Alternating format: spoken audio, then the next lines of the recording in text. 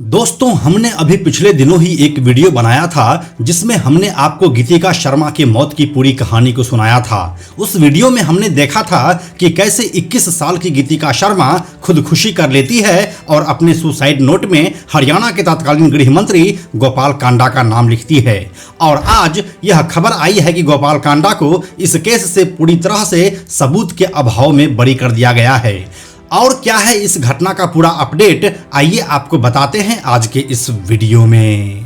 Hello and नमस्कार, मेरा नाम है प्रशांत और आप देख रहे हैं बेजोड़जोरा.com का यूट्यूब चैनल।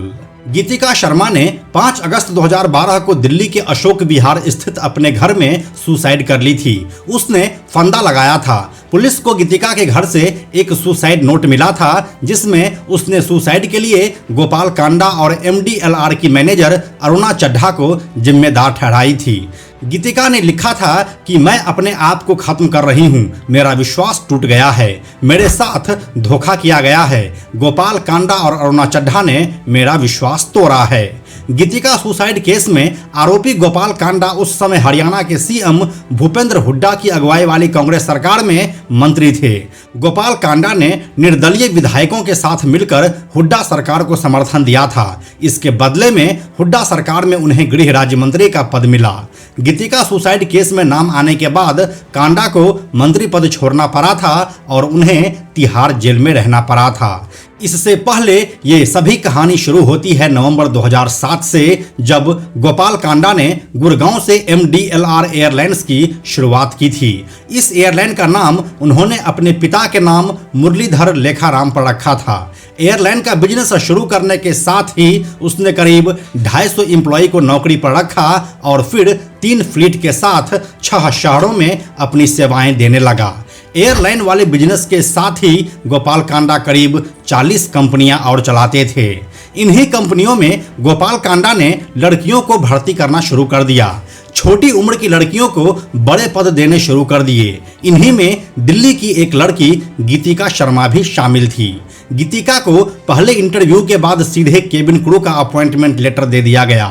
6 महीने बाद जब गीतिका 18 साल की हुई तो उसे एयर होस्टेस बना दिया गया। आपको यह जानकर हैरानी होगी कि MDLR कंपनी में हुए इंटरव्यू के बाद HR ने गीतिका को नौकरी देने से इनकार कर दिया था, लेकिन खुद कंपनी के मालिक गोपाल कांडा इस इंटरव्यू को CCTV की मदद से देख रहे थे, जिसके बाद गोपाल कांडा के कहने पर ही गीतिका शर्मा को नौकरी पर रखा गया। बेहद कम समय में वह इस कंपनी में काफी तरक्की करने लगी।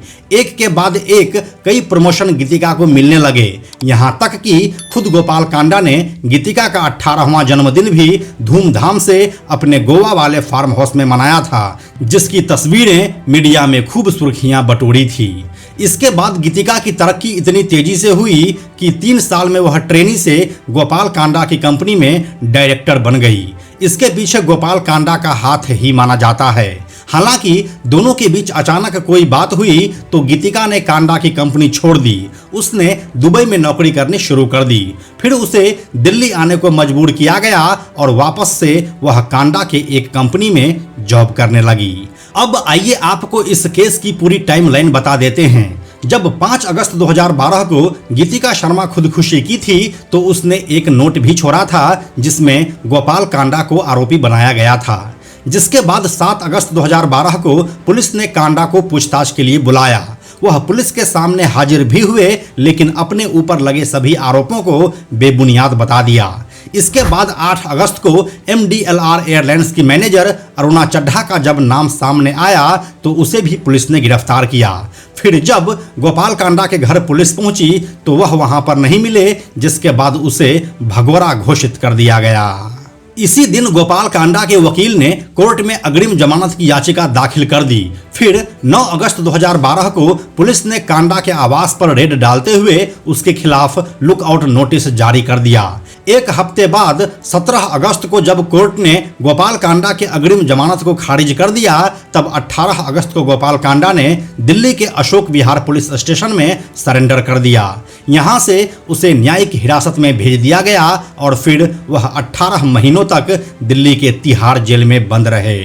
इन सब मामलों में लगातार कोर्ट कचहरी का चक्कर बढ़ता जा रहा था। गीतिका शर्मा के पूरे परिवार को यह ह्यूमिलिएशन फेस करना पड़ रहा था। यह सब मामला चल ही रहा था कि फिर 15 जनवरी 2013 को गीतिका शर्मा की मां भी खुदकुशी कर लेती है। इस घटना के करीब साल भर बाद 4 मार्च 2014 को दिल्ली हाई कोर्ट ने गोपाल कांडा को यह कहते हुए बेल दे दिया कि उसने गीतिका शर्मा का सेक्सुअल एक्सप्लॉयटेशन नहीं किया था। बेल मिलते ही गोपाल कांडा वापस से हरियाणा के पॉलिटिक्स में एक्टिव हुए और वह अपनी खुद की एक पॉलिटिकल पार्टी बनाई जिसका नाम रखा हरियाणा लोकहित पार्टी। इसी पार्टी के टिकट पर वह साल 2014 में हुए हरियाणा विधानसभा चुनाव में हिस्सा भी लिए लेकिन हार गए। बावजूद इसके वह जमानत पर बाहर रहे और हरियाणा के पॉलिटिक्स में एक्टिव भी रहे। फाइनली 25 जुलाई 2023 को हरियाणा के बहुचर्चित एयर होस्टेस गीतिका सुसाइड केस में दिल्ली की रॉज एवेन्यू कोर्ट ने मुख्य आरोपी गोपाल कांडा को बरी कर दिया। 11 साल बाद आए इस फैसले पर मीडिया से बात करते हुए वर्तमान में विधायक गोपाल कांडा ने कहा, मेरे खिलाफ एक भी सबूत या कुछ भी नहीं था, यह सिर्फ और सिर्फ बनाया गया था। ये किस सोच से और क्यों बनाया गया था, ये कोर्ट ने आज फैसला दे दिया है, ये सबके सामने है। इसके कुछ समय बाद गोपाल कांडा ने कहा कि मेरे खिलाफ कोई सबूत नहीं था और ये सब कुछ फ्रेम किया गया था। गोपाल कांडा के वकील RS मलिक ने कहा कि पहले दिन से ही उनके क्लाइंट के खिलाफ कोई भी एविडेंस नहीं थे। हम आपको यह भी बताते चले कि कांडा के साथ उनकी MDLR कंपनी की मैनेजर अरुणा चड्ढा को भी इस केस में बरी कर दिया गया है। वहीं इस फैसले के बाद गीतिका शर्मा के भाई अंकित शर्मा ने कहा कि मैं अभी बात करने की स्थिति में नहीं हूं, अभी सोचूंगा कि हमें आगे और क्या करना है। कोर्ट के इस फैसले पर गोपाल कांडा का पॉलिटिकल फ्यूचर भी टिका हुआ था। अगर उन्हें दोषी ठहराया जाता तो उनका विधायक पद जा सकता था और संभव है कि वह आगे कभी भी चुनाव नहीं लड़ सकते थे, लेकिन ऐसा कुछ हुआ नहीं। और अब देखने वाली बात यह है कि गीतिका शर्मा के भाई अंकित शर्मा इस फैसले को ऊपर के कोर्ट में चुनौती देते हैं या नहीं। तो यही थी गीतिका शर्मा के खुदकुशी केस का फाइनल वर्डिक्ट।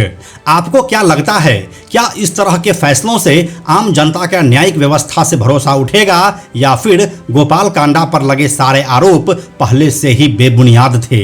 आपको जो भी लगता है हमें कमेंट सेक्शन में लिखकर बताइए, हमें आपके कमेंट्स का इंतजार रहता है।